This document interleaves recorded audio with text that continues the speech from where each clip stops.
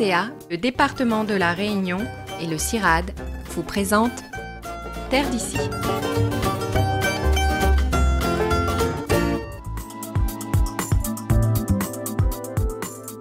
Le bœuf pays repart de l'avant.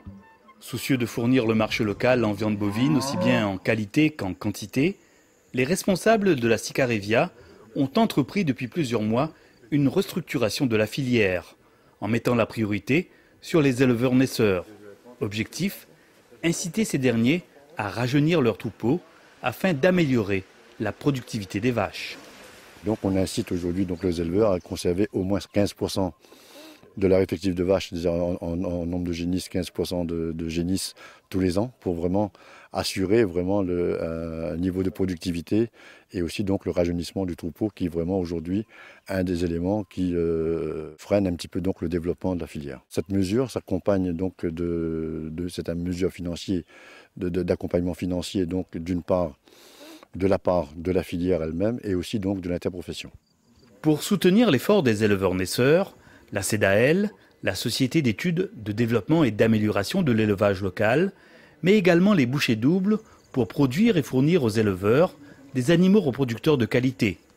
Les meilleurs génisses et taureaux, qui auront la charge d'améliorer les troupeaux, sont sélectionnés ici, dans ces pâturages de Montvert-les-Hauts.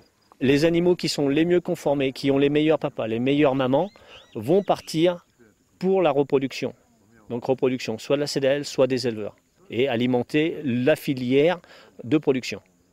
Sur ce lot-là, on a déjà des animaux qui sont intéressants, ils ont 7 mois, 8 mois, donc on a bien les critères. Et on a des animaux qui morphologiquement correspondent à ce qu'on a de besoin, à savoir des grands bassins pour les femelles et du développement.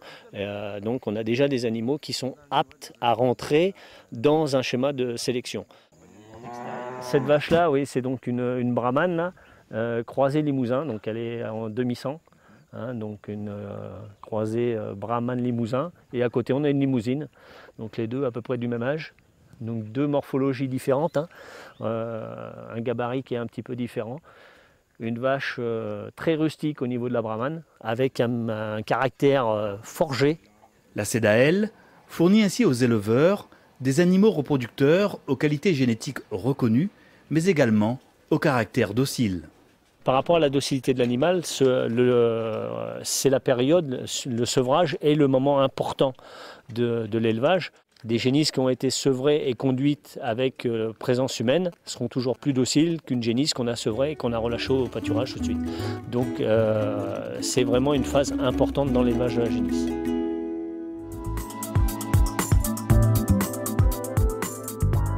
Relancer la production bovine réunionnaise est désormais une priorité. Pour réussir ce pari, les responsables de la Sicarevia peuvent compter entre autres sur le savoir-faire de la CEDAEL, la Société d'études de développement et d'amélioration de l'élevage local.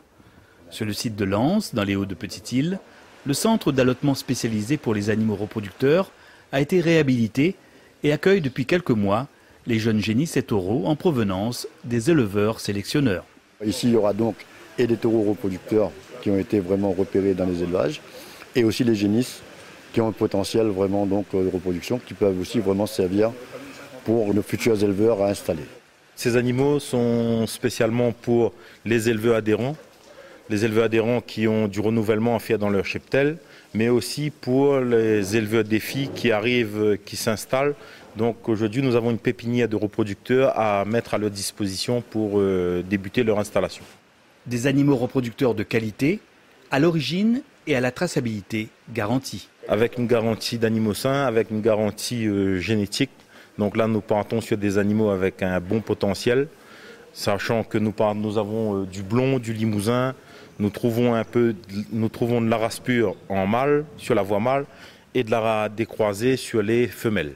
Une restructuration majeure qui devrait commencer à porter ses fruits à moyen terme. On devrait, oui, effectivement, dans 2 ou 3 ans, on devrait arriver à répondre à la demande, bien sûr, par le biais de la Sicarevia. Donc tout ça est canalisé, bien sûr, par l'équipe technique Sicarevia. Dans le même temps, afin de sécuriser la ressource fourragère locale, la Sicarevia expérimente depuis 1 an des techniques de production de fourrage hydroponique.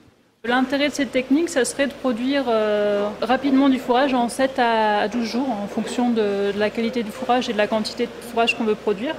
Donc avec cette technique qui repose sur la technique de la graine germée, on arrive à obtenir de hauts rendements en fourrage très rapidement, indépendamment des conditions météo. Et on se dit que cette technique-là, en complément du fourrage en pâture ou en ensilage, on pourrait apporter une herbe de qualité constante et en quantité constante. Et là, c'est au bout de 6 jours après l'égouttage que nous récolte l'orge. Donc voilà. Un fourrage riche et nourrissant que les animaux raffolent. Sur des taureaux, c'est visible, c'est encore plus visible sur les animaux en reproduction, où là on a des animaux qui reviennent très très vite en état et ensuite en reproduction.